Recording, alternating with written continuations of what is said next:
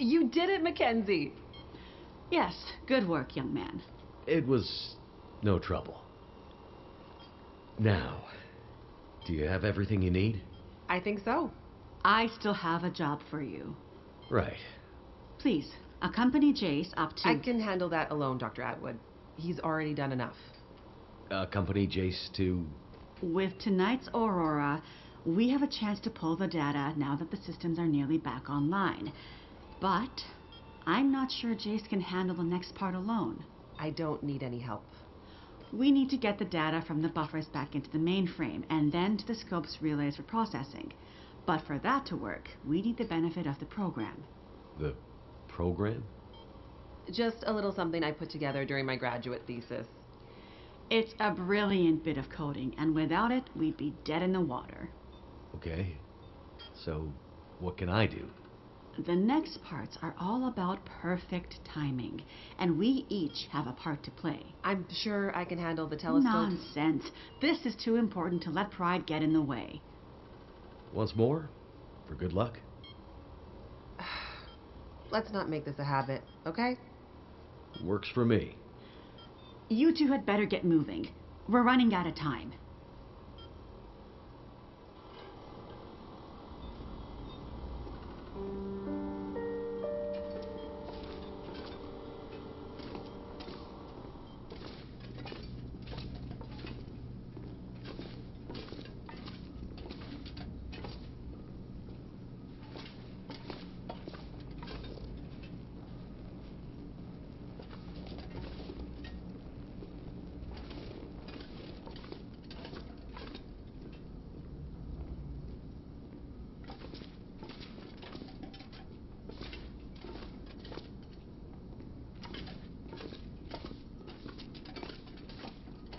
Could they have built a more confusing space?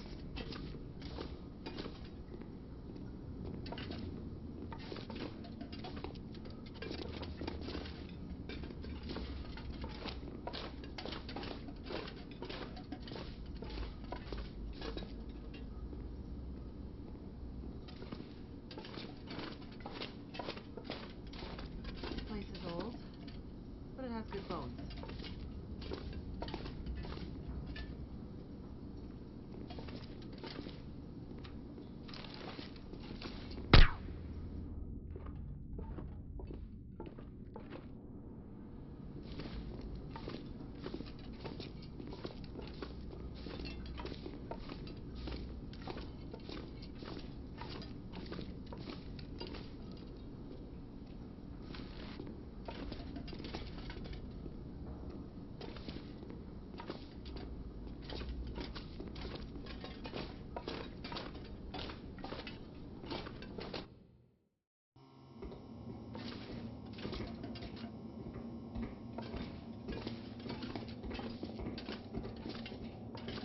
Feels like the whole facility is slowly waking up. That aurora is a real mystery. It's almost like magic, really.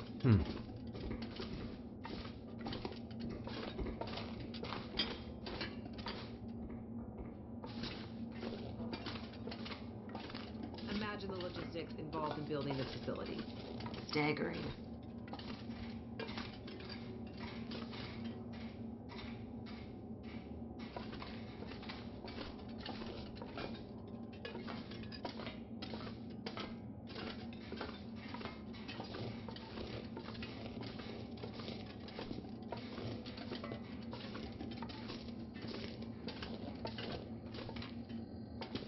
The people who built this had no idea how important it would be someday.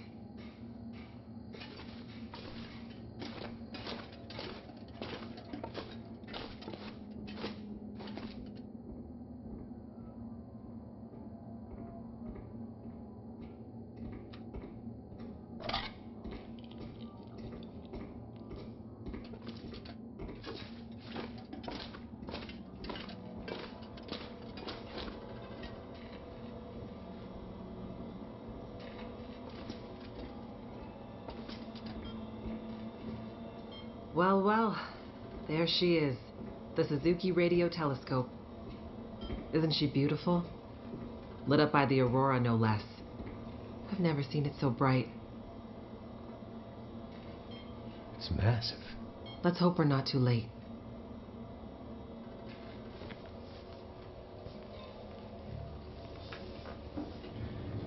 Okay, time to get this party started. There's a fair bit of interference. Keyboard is glitching a bit. Can't be helped, we're way past long shots at this point. Loading the program. Now. Are you in place? I'm seeing some spikes on the sensors at the peak. Shouldn't be long now. What do you need me to do? Okay, this is the tricky part. I'm gonna have to run the program and update the code in real time to modulate for the aberrant magnetic field and... Jace. So I'll be busy focusing on that. Meanwhile, once the telescope grabs the signal, we'll need to follow the source. The new data will help flush the buffers, and the data in the buffers will get pushed to Dr. Atwood's workstation for processing. It's an archaic system, but best I could do with 30-year-old technology. I'm still not clear on what you need me to do. You're a pilot, right? Yep. Know how to adjust your heading to follow a radar beacon? Yeah, I have a pretty good idea. Same principle. Grab the big metal wheels at the base of each leg of the telescope sensor assembly. You'll see a bunch of numbers around the edge. When my program outputs specific bearings, I'll shout them to you. And then you have to find a way to match those bearings as quickly as you can. Sounds easy enough. The timing has to be perfect. Got it. Like, exactly perfect. I hear you loud and clear.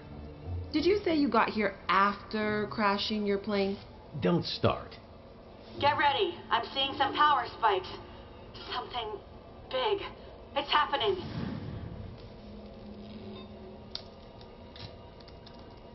Get ready, Mackenzie.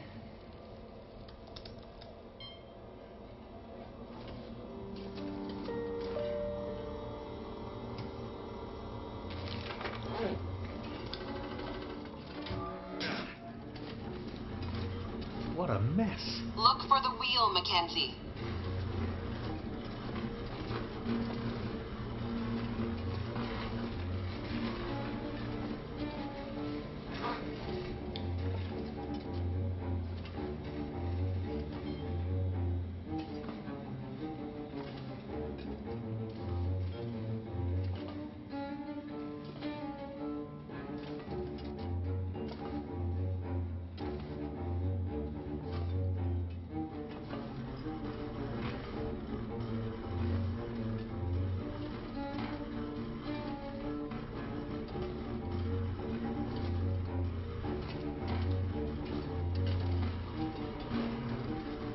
Here we go. 141 degrees.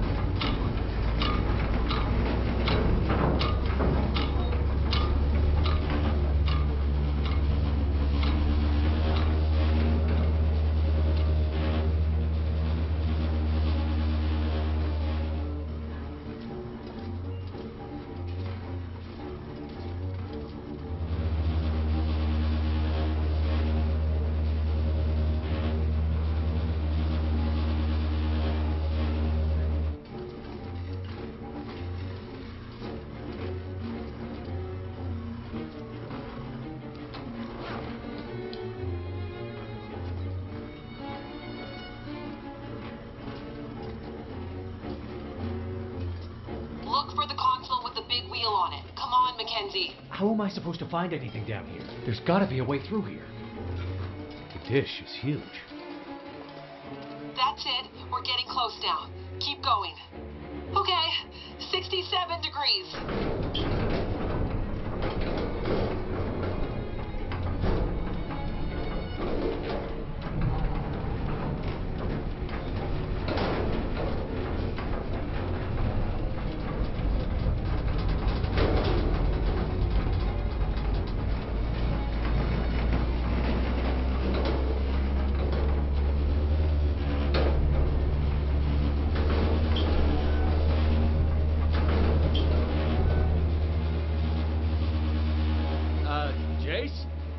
Everything okay over there? Don't worry. Keep going. Last bearing incoming. Come on, you sweet, sweet program. Don't let me down.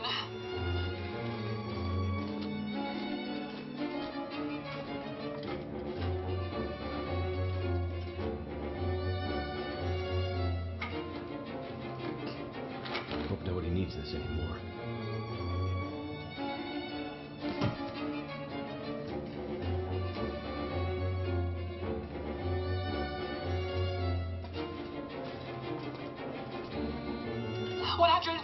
Mackenzie. Get to 156 before the whole thing blows.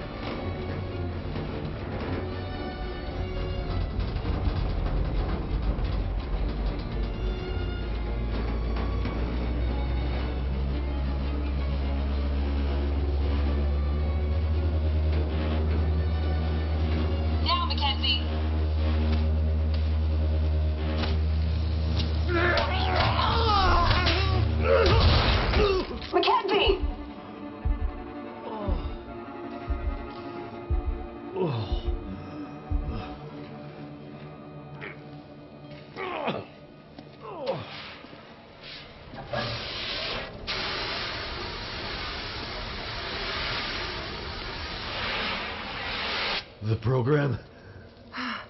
She did the most any program can hope to do. Her job. Now let's hope Dr. Atwood got what she needed. Because this gear is toast.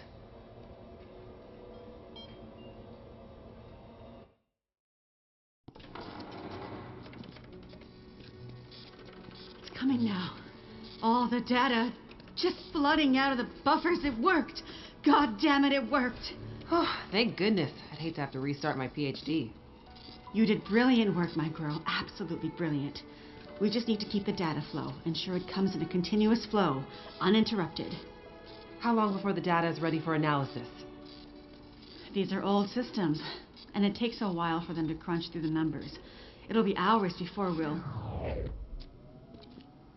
Well, shit. What the hell just happened? It's not the power this time. Geothermal plant's still showing up green on the board. Some kind of overload or emergency shutdown. What now? Now we do this the old-fashioned way. We start combing through the numbers.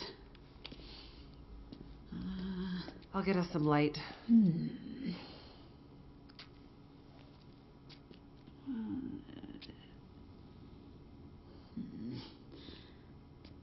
Do you see anything that would indicate the level of K-index we might expect to... Shh, girl. Let me read. Huh. Do you want me to grab a printout and Could it be a G10? Is there something I can do? Aha! Here it is. Here it is. Yeah. There it is. What do you see?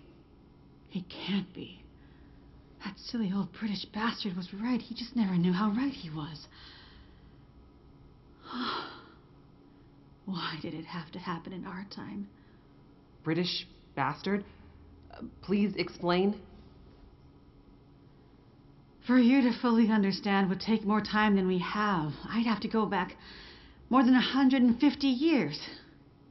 I like a good story. I think we deserve some answers. Very well. In 1865, a British scientist and naval officer was tasked with supporting the research of a scientific team, seeking to create a kind of communication that could travel over the air. The Admiralty felt that dependence on the telegraph was holding them back. This Navy man was inspired by stories he'd heard about the Carrington event 6 years prior. At the time, the largest geomagnetic event ever recorded. He had heard that the abundance of static electricity in the air had powered telegraph lines, even after the operators had unplugged them. Fires broke out due to this geomagnetically induced current. It got him thinking. This scientist's research led him all over the world, and he began to piece together a picture of the Earth's geomagnetic profile. and something about the operation of the sun and its effects on the Earth's magnetic field. Remember, this was 150 years ago, and well before they had the equipment to prove any of this. But a theory began to take shape in his mind that suggested the sun went through cycles of geomagnetic activity, waxing and waning, but sometimes spiking inexplicably in dramatic ways. The historical record held evidence of many of these events, but in pre-industrial times, the impacts were more subtle. Even in the mid-1800s, there wasn't enough power infrastructure to really feel the impact of these spikes, so it wasn't of grave concern. But the growing dependence on telegraphy suggested this shouldn't be ignored.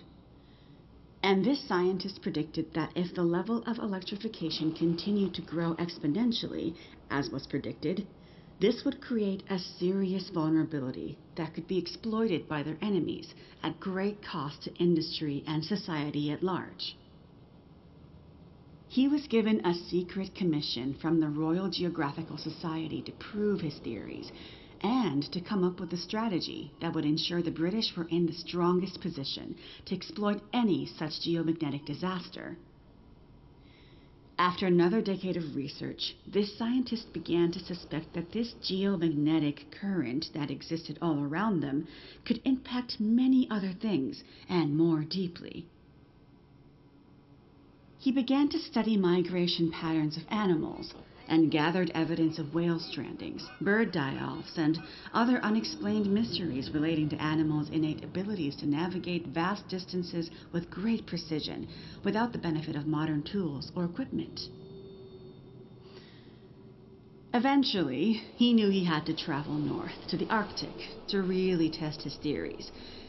And in December of 1865, he took a ship and a crew of Navy scientists and mariners in a specially commissioned research vessel, a modified bomb mortar ship, fashioned after the Terror and Erebus from the ill-fated Franklin expedition. His ship was named the HMS In Tenebris, and he took it and a crew far above the Arctic Circle, along with an array of unique recording equipments he had crafted himself, with the hope of collecting data to support his theories. This scientist and Navy man was Captain Edmund Wintermute. The word in Mackenzie's secret message. It was a person's name. Wintermute's mission was to collect data near the Arctic Circle, and he and his crew were also tasked with the goal of resupplying a small Navy research outpost that had been set up as part of Wintermute's program the year before. Some of the crew on Wintermute's ship was designated as relief for the outpost's crew, and Wintermute was meant to bring the replaced men home to their families. A few days away from the Arctic Circle and 2 days from their destination, Wintermute recorded increasingly active aurora and other geomagnetic activity around the ship, including St. Elmo's fire. But he also noticed something else.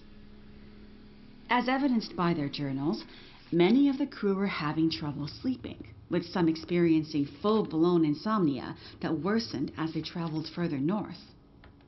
Some were also beginning to forget things, their journal entries occasionally slipping into childlike language or outright gibberish.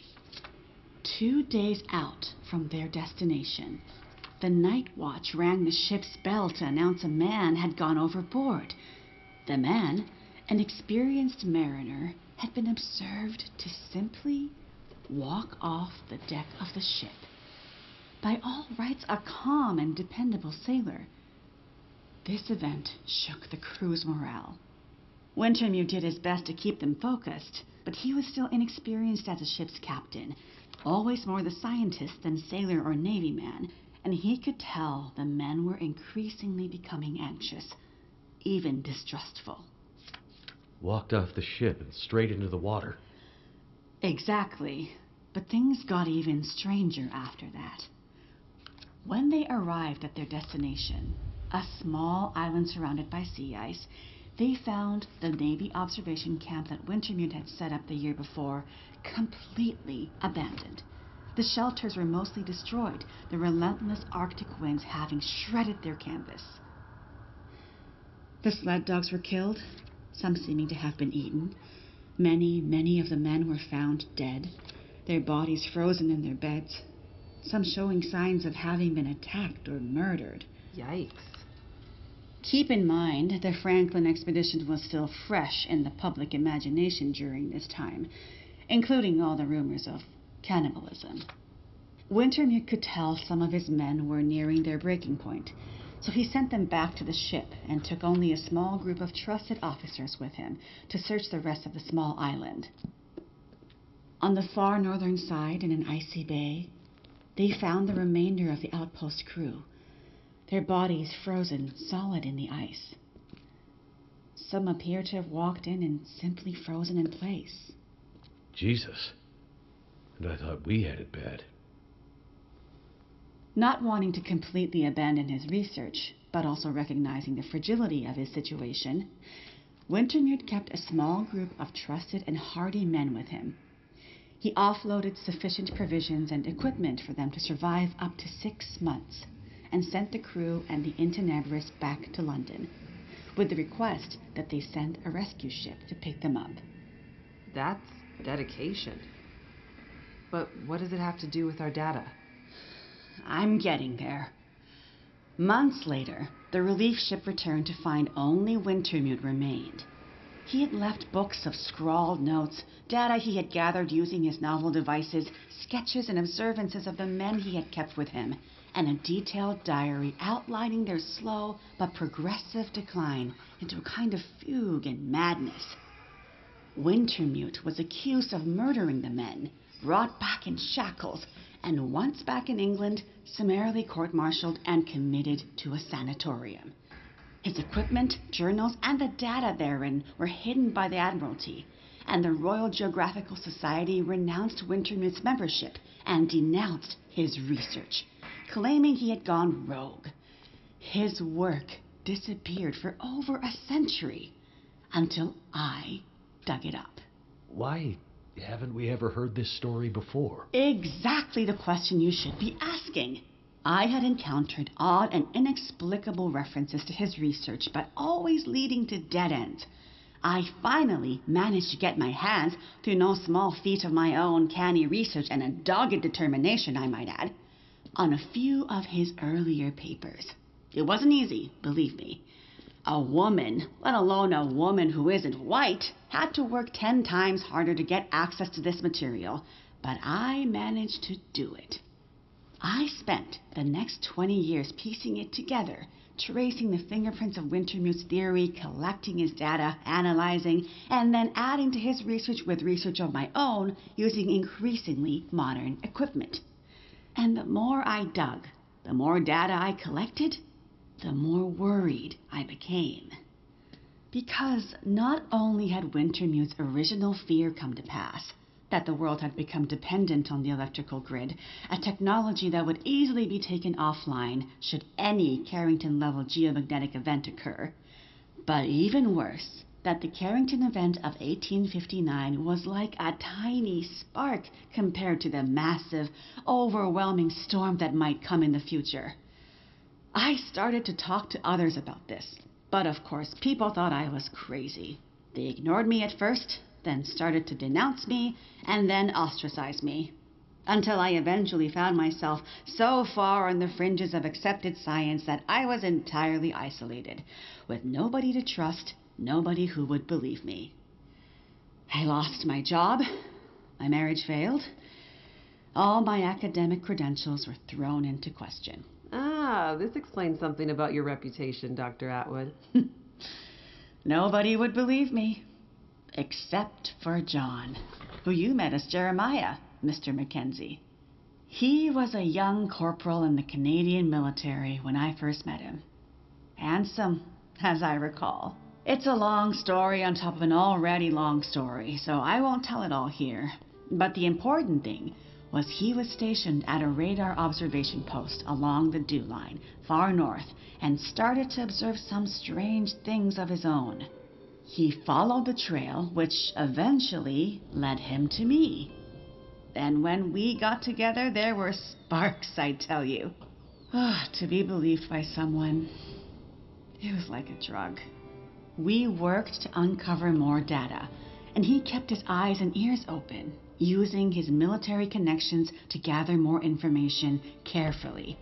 And he moved up the ranks, but always stayed under the radar, putting his career aspirations aside to ensure he could stay close to the facilities we needed access to. But it was never going to last. At one point, he was caught accessing some classified data shared with our NATO allies, and they thought he was spying for the Russians, so they put him in military prison. And we lost touch. Years later, he actually found me here, at the radio telescope. He was a changed man. His fire was gone. They'd somehow broken him. He said he still believed, but he couldn't be part of this journey. And that's the last time I saw him. That was more than 20 years ago. I can't believe he's still alive. And on Great Bear, no less.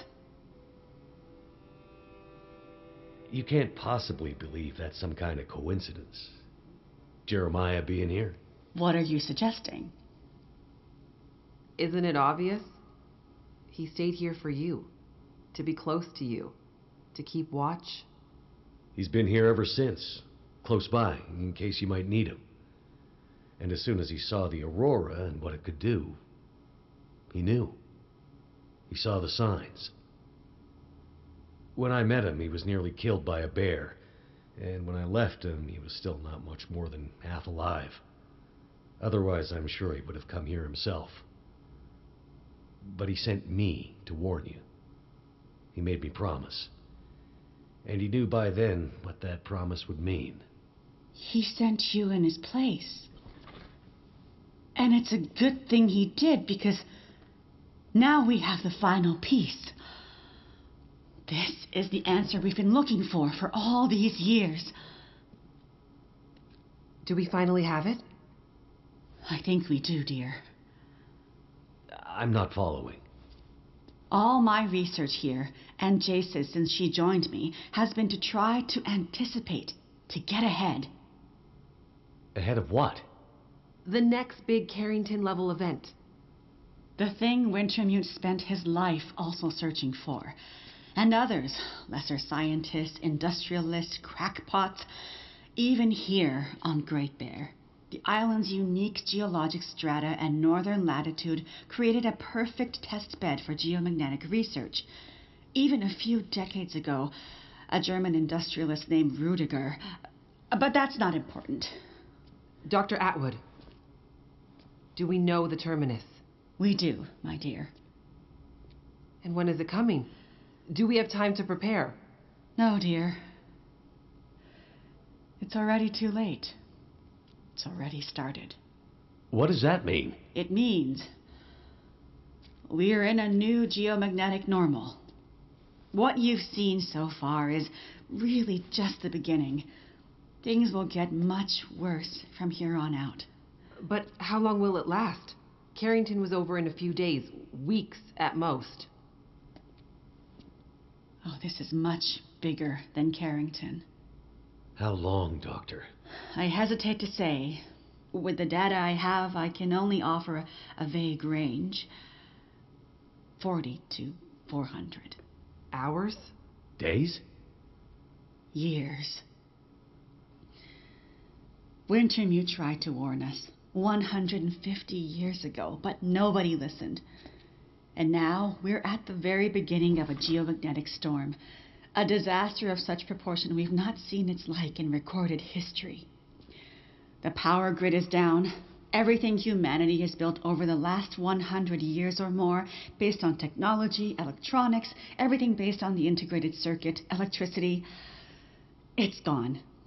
It's all gone. Nature is changing, and soon we'll begin to see the impact on people.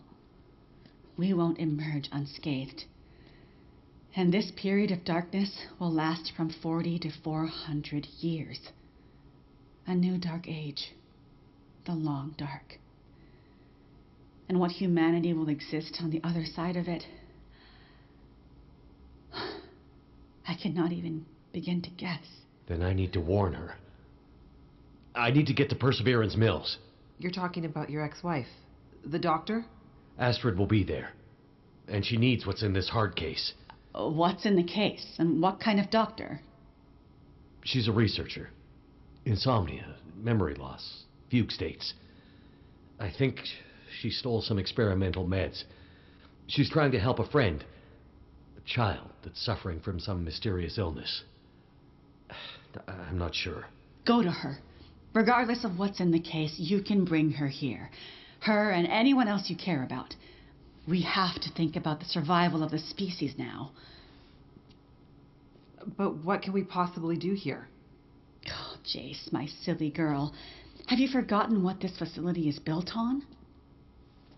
I just know it's some government thing. Before it was repurposed for use with the radio telescope, this was an observation post for monitoring satellite communications. Mostly American, Russian, some Chinese, Cold War stuff. But why here?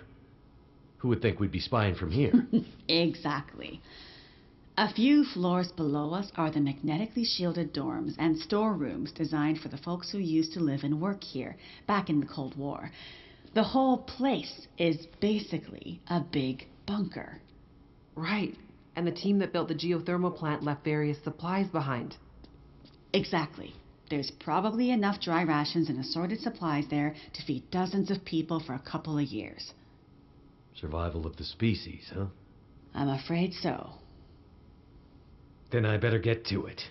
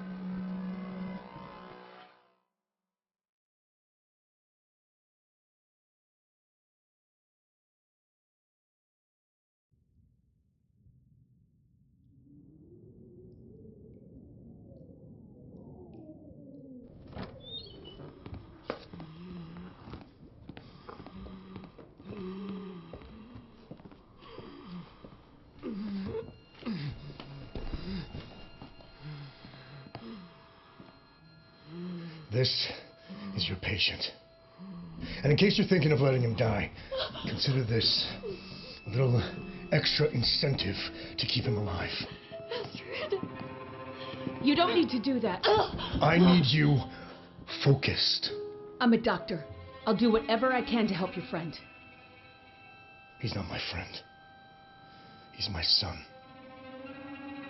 He dies, she dies, and then you die. He's lost a lot of blood. And his injury looks infected. There's a fair bit of bruising around the torso, suggesting there may be internal injuries. Tell me what happened to him. There was an explosion. Then a lot of heavy stuff fell on him. How did you know to come here? We heard on the radio. Shut it, Vachon. You always did talk too much. You never mind that. Just fix Donner. For internal injuries, there's not much I can do with the equipment here. It's too rudimentary. Normally, he'd be airlifted to a regional hospital. You'd better figure something out. I need some better gear, like an emergency trauma kit. Well, you'd better figure out where you can find something like that, and soon. The search and rescue station.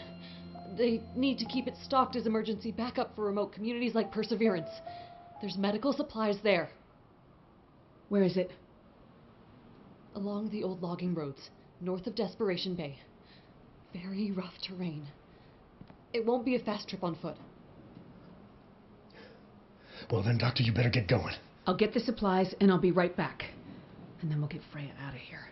Don't get ahead of yourself, Doctor. Heller, go with her. But, boss. Shut up and get going. A little company to make sure you come back. And remember, Donner goes, and your friend won't be looking quite so healthy when you get back. Be careful, Astrid.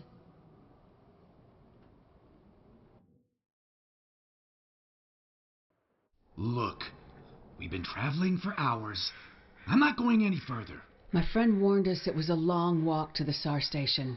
I'm freezing. Gotta warm up before I go any further. I guess we can stop for a bit. Listen, lady. Hey, look, a train.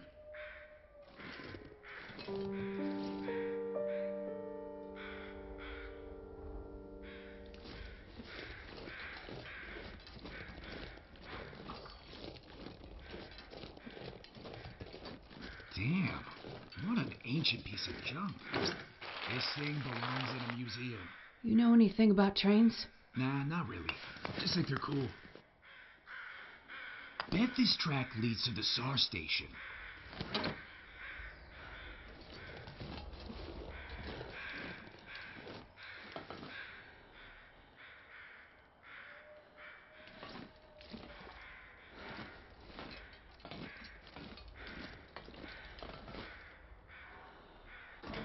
If I could just get this old steam engine working, it would save us a lot of time. Sure would beat walking. But it looks to be missing some control parts. Throttle, maybe? Must be around here somewhere.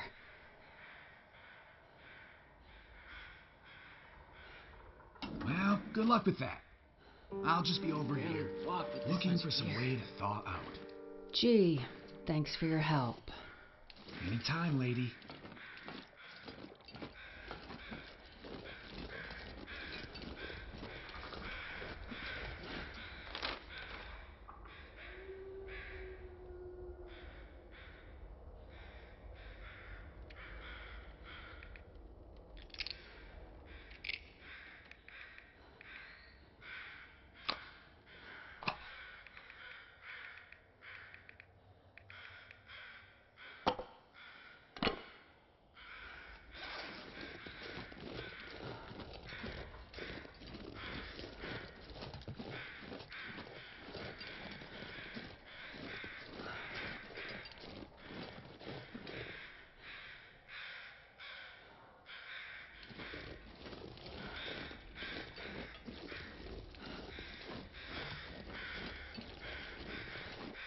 Maybe I can find something useful in that maintenance shed.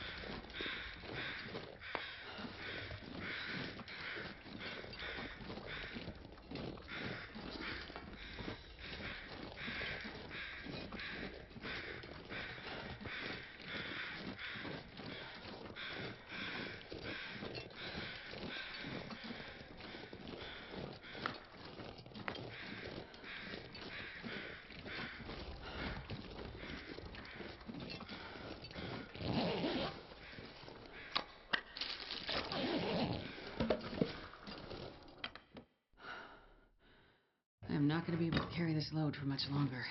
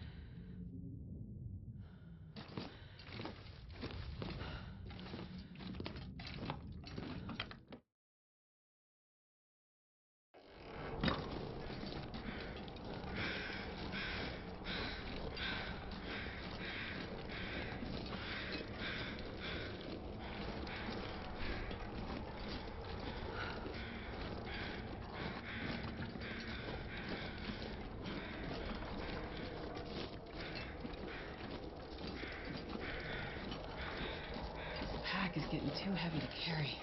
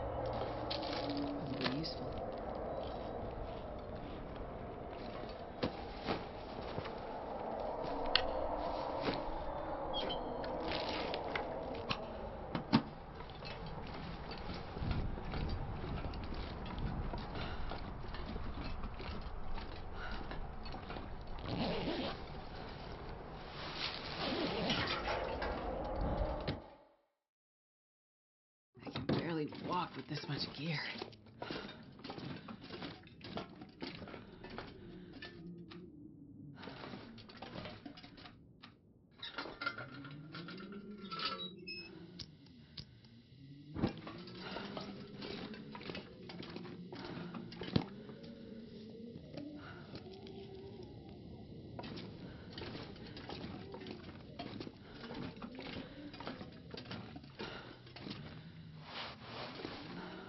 I think I can use this.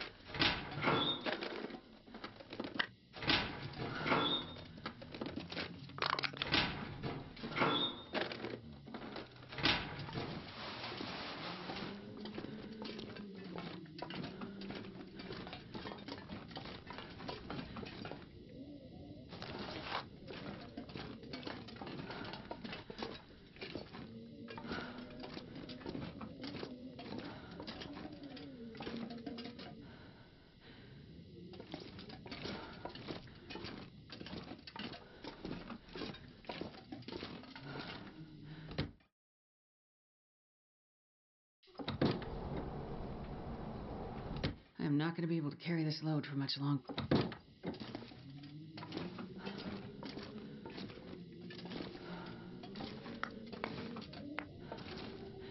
This will come in handy.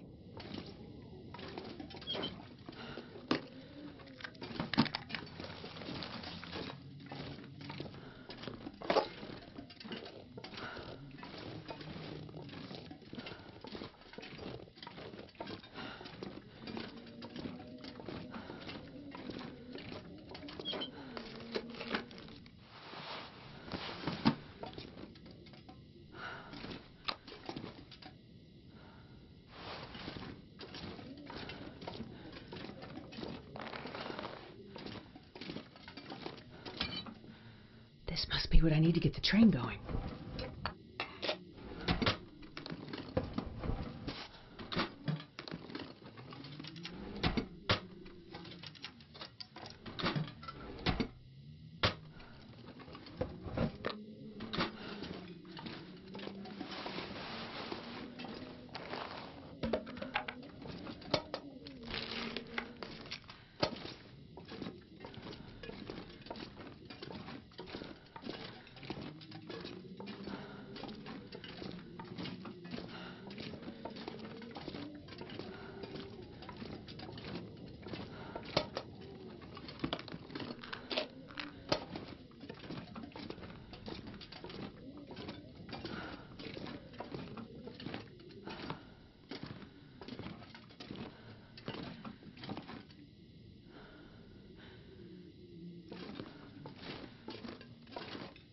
Is getting too heavy to carry.